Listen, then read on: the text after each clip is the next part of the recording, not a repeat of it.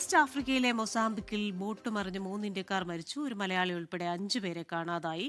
MT seek west എന്ന എണ്ണക്കപ്പലിലെ നാവികരാണ് അപകടത്തിൽപ്പെട്ടത്. മലയാളി ഉൾപ്പെടെ 5 പേരെ രക്ഷിച്ചു. ഇതിൽ 2 പേരുടെ നില ഗുരുതരമാണ്. വിവരങ്ങളുമായി നിതിൻ അംബുജനാണ് കൊച്ചിയിൽ നിന്ന് ചേരുന്നത്. നിതിൻ, വിശദാംശങ്ങൾ. ക്രിസ്റ്റീന, മൊസാംബിക്കിലെ ബേറെ തുറമുഖത്തിന് സമീപം ക്രൂ മാറ്റുന്നതിനിടെ ബോട്ട് മറിഞ്ഞാണ് അപകടം സംഭവിച്ചത്. ഈ അപകടത്തിൽ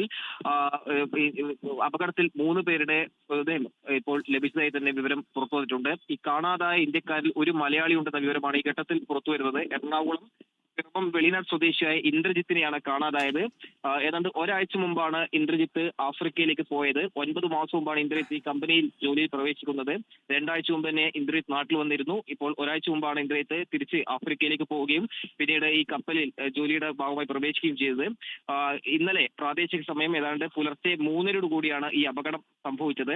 എന്തായാലും അപകടത്തിന് ശേഷം പിന്നീട് തിരച്ചിൽ നടത്തിയെങ്കിലും ഇതുവരെ ഇന്ദ്രജിത്തിനെ കാണാൻ സാധിച്ചിട്ടില്ല. കുടുംബം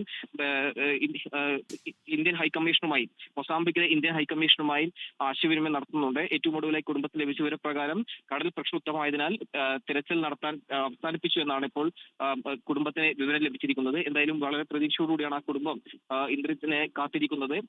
ഏറ്റവും ഒടുവിലായി ലഭിച്ച വിവരപ്രകാരം മൊസാംബിക്കിലെ ഇന്ത്യൻ ഹൈക്കമ്മീഷനുമായി ഇവർ ആശയവിനിമയം നടത്തുന്നുണ്ട് എന്ന വിവരമാണ് ഈ ഘട്ടത്തിൽ പുറത്തുവരുന്നത്. അതോടൊപ്പം തന്നെ രക്ഷപ്പെട്ട ഇന്ത്യക്കാരിൽ ഒരു മലയാളിയുണ്ട്. കോന്നി സ്വദേശിയായ ആകാശാണ് രക്ഷപ്പെട്ടത്. ആകാശിന്റെ പരിക്ക് ഗുരുതരമല്ലെന്ന വിവരമാണ് ഈ ഘട്ടത്തിൽ പുറത്തുവരുന്നത്. ശരി, കൊച്ചിയിൽ നിന്ന് വിവരങ്ങൾ നൽകുകയായിരുന്നു നിതിൻ അംബുജൻ.